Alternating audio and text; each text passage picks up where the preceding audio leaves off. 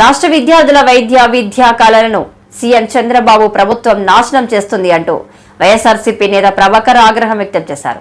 ముఖ్యమంత్రిగా జగన్మోహన్ రెడ్డి హయాంలో తెచ్చిన 17 మెడికల్ కాలేజీలను ఎలా ప్రైవేటు పరం చేస్తారని మండిపడ్డారు. దీనిలోకి వెళ్ళిపోయాడు. వెల్ఫేర్ రాజకీయాలు చూస్తే జగన్మోహన్ రెడ్డి గారు తన 5 సంవత్సరాల్లో ప్రభుత్వంలో ఉన్నటువంటి 12 మెడికల్ కాలేజెస్ ఈ రాష్ట్రంలో ఉండేవి. విడిపోయిన రాష్ట్రంలో 12 మెడికల్ కాలేజెస్. ఈ 12 మెడికల్ కాలేజెస్లో సీట్లు ఏంటంటే 2360. కానీ ఈయన వచ్చిన తర్వాత జగన్మోహన్ రెడ్డి గారు ముఖ్యమంత్రి అయిన తర్వాత ఈ రాష్ట్రంలో దాదాపు 5 కోట్ల మంది జనం ఉన్నారు. వైద్యం మీద, విద్య మీద ఈ రాష్ట్రం ఫోకస్ పెట్టదలుచుకున్నది. ఈ రెండు రాజశేఖర రెడ్డి గారి వారసత్వంగా తీసుకొని ముందుకెళ్తున్నటువంటి నేపథ్యంలో ఇంజనీరింగ్ కాలేజ్ నంబరు ఎక్కువైపోయినప్పటికి కూడా మెడికల్ కాలేజ్ కావాలని 17 మెడికల్ కాలేజెస్ని జగన్మోహన్ రెడ్డి గారు ప్రభుత్వ రంగంలో తీసుకురావడం జరిగింది.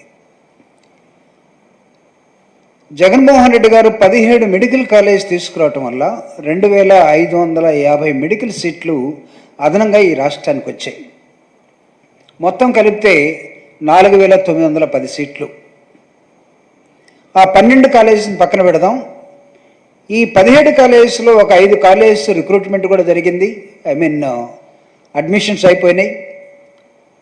తర్వాత ప్రభుత్వం మారిన ప్రభుత్వం ఎలక్షన్ టైంలో ఏమన్నారంటే జగన్మోహన్ రెడ్డి గారు కన్వీనర్ కోటా లేకుండా మేనేజ్మెంట్కి కొన్ని సీట్లు ఇచ్చేసి వాళ్ళని అమ్ముకోమని చెప్పాడు. ఇది ఎలా కుదురుతుంది, ప్రభుత్వంలోనే భాగస్వామ్యంగా ఉండాలి ఈ 17 కాలేజీలని చంద్రబాబు నాయుడు గారి కుటుంబం, అదేవిధంగా పవన్ కళ్యాణ్ గారు వీళ్ళిద్దరూ మాట్లాడుతూ వచ్చారు. నేను బీజేపీ పేరు ఎందుకు చెప్పట్లేదంటే అది చంద్రబాబు నాయుడు గారి కుటుంబంలో భాగస్వామ్యం అయిపోయింది. చంద్రబాబు నాయుడు గారి కుటుంబంలో ఎవరు వస్తారంటే ఇప్పుడున్నటువంటి ఈ కూటమి ప్రభుత్వంలో చంద్రబాబు నాయుడు గారు, వాళ్ళ వదిన గారు, వాళ్ళ కొడుకు పేరు చెప్పకుండా మళ్ళా మన కూటమి పేరు చెప్పడానికి వీల్లేదు. ఎందుకంటే మళ్ళీ రేపో ఎల్లుండో చంద్రబాబు నాయుడు గారికి బుడవేరు వరదలాగా ఇంట్లో నుంచి ఇంకొక వరద వచ్చేసి ఆయన్నే ముంచేసే ప్రమాదం, నువ్వు ఇతన్ని ముఖ్యమంత్రిని చేయకపోతే చాలా ఇబ్బంది పడతావని ఇంట్లో నుంచే ఒక వార్నింగ్ వస్తూ ఉంది. కాబట్టి లోకేష్ ఇక్కడ ఇంపార్టెంట్ అవుతాడు. కాబట్టి నేను చంద్రబాబు నాయుడు గారి కుటుంబం చెప్తున్నాను.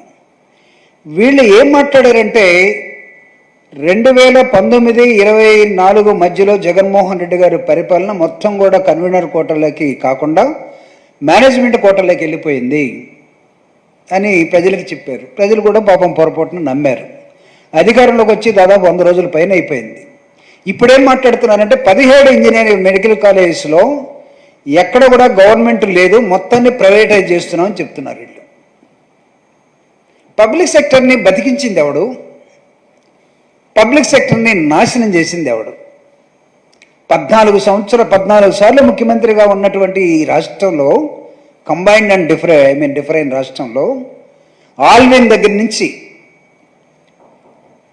హెచ్ఎంటీ బేరింగ్ దగ్గర నుంచి అనేకమైనటువంటి కంపెనీలు మూతపట్టడానికి కారణమయ్యి ప్రైవేటైజేషన్ వైపు ఈ రాష్ట్రం నడిపించినటువంటి వ్యక్తి ఎవరయ్యా ఈ రాష్ట్రంలో, ఈ దేశంలో అంటే చంద్రబాబు నాయుడు గారే గుర్తొస్తారు. That is called LPG system, liberalisation, privatisation and globalisation. నేనే బిల్ క్లింటన్ తీసుకొచ్చాను, ఆయనకు కూడా సిస్టమ్ నేనే నేర్పాను, తర్వాత మావాడిని కూడా నేర్చుకోవడం కోసం అక్కడ పంపించాను. ఇవన్నీ మాట్లాడిన మాటలు కనపడుతూనే ఉన్నాయి. ఇటీవల అలెస్కా అనేదాన్ని ఒకదాన్ని చెప్తా ఉన్నాడంట. అలెస్కా గురించి మీకు తెలుసా? చిటికేస్తే పలుకుద్ది.